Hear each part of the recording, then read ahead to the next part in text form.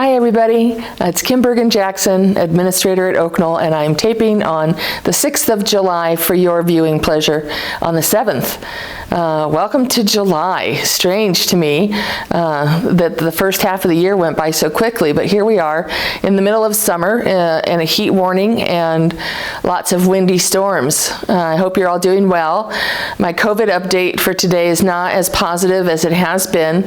Last week I told you about a little tick up in the Johnson County cases, and we've gone up for the second week in a row. So I reached out to Public Health, and they are calling it staircase incremental increases. So we went up by about 10 cases last week, and we went up by about another 10 cases this week. And so they're not huge stair steps in the county, but it is an increase, and I'm extra cautious because the students are gone, and they usually account for, a higher population. So I think we can attribute these positive cases to traveling, which is what people do in the summer, family reunions, and I anticipate with the 4th of July weekend, we'll see another increase next week.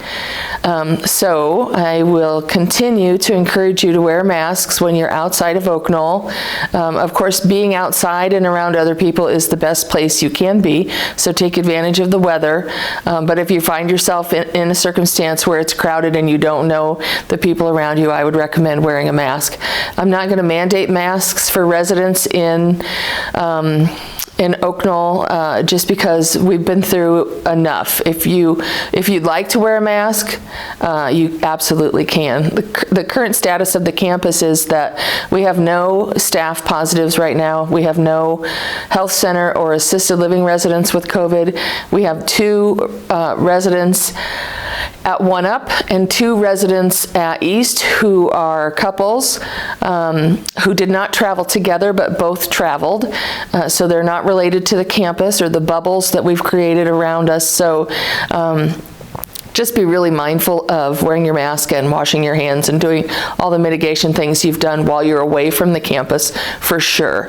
And I don't know if people are positive unless they become symptomatic and they test. And so you just be mindful of that when you're out and about in the Oak Knoll community. You will see the staff continue to wear masks just as an added precaution.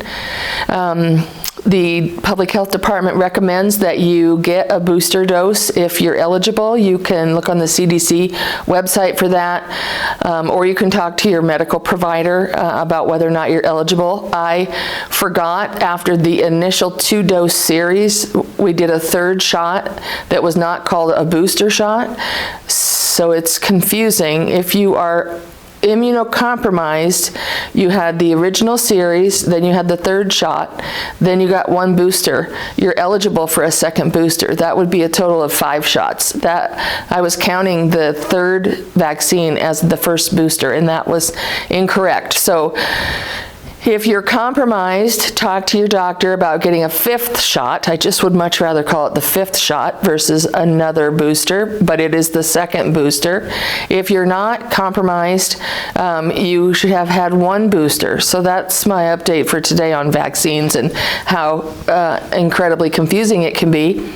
There have been no decisions determined yet about a fall immunization plan. I know the FDA is looking at adding something to the vaccine for the Omicron variant, which would be great, but when that's going to start, I have no idea. So stay tuned for vaccine information. Keep doing what you're doing. You're doing great.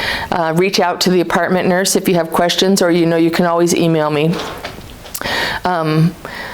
Other than that, we're just going to keep doing what we're doing in the health center and assisted living and keep our fingers crossed that we don't see an outbreak. Bravo to everybody. I am really close to letting you know if we're getting our paper published. We've submitted a journal article to the Gerontological Nursing Journal, so I'm really hoping that is accepted, and that sort of tells Oak Knoll's story over the past 2 years and how we think we avoided a major outbreak. So I'm looking forward to everybody seeing that article.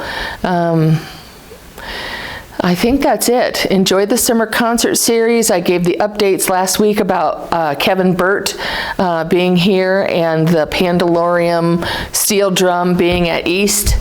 Both amazing performers, and I'm really looking forward to that. Now for your enjoyment and surprise, I have a special speaker today. Please welcome Megan Ross. Thank you for that wonderful introduction, Kim. I'm here to promote the Oak Notes Summer Concert. It's going to be next Thursday, July 14th at 7 o'clock in the Hayden Room. Our concert this summer is going to focus on emotions. As Kim was talking about, we have been through quite an emotional roller coaster these last 2+ years just dealing with the pandemic.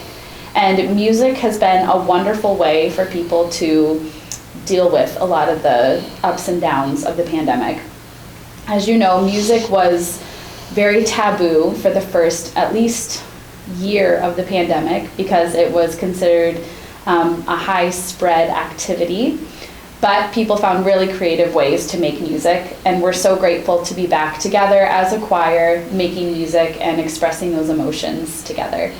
So some of the different emotions we're going to be addressing are joy, determination, calm, worry, sorrow, lamenting, so be ready for that one, and happiness.